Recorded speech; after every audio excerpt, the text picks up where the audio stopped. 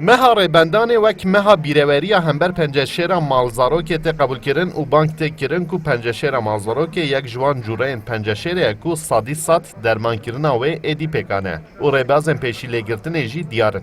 Bijîşk amajê dikin ku her çiqas penceşêr wek nexweşiyeke ku jende tên asîn jî xebatên dermankirina penceşêra malzarokê gihîştine wê astê ku dema serîlêdana nexweşxaneyan zû were kirin, pêşî lêgirtina nexweşiyê jî pêkane.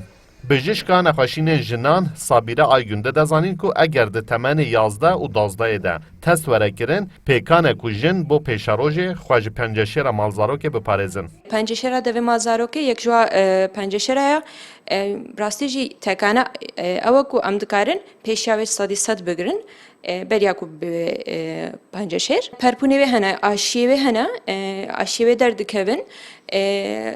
Nexweşiyeke vîrusê vê penceşerê pêk tîne. Penceşer sadî notu pênc notu nê ji ber vîrusê pêk tê. Perpûn jî ji bo human papilloma virus HPV hatiye bikaranîn, hatiye çêkirin. Ji sadî notu pênc notu nê ev perpûn bandora xwe dike û pêşî li vîrusê digire. Bijîşk hişyariye didin ku sedemên peydabûna penceşêra malzarokê gelekin û her wiha bi rêya vîrusa bi navê human papilloma virus jî derbas dibe û bijîşk didin zanîn ku penceşêra malzarokê bi piranî di welatên ku paşmayî nede tê dîtin, li welatên pêşketî kêmtir tê dîtin.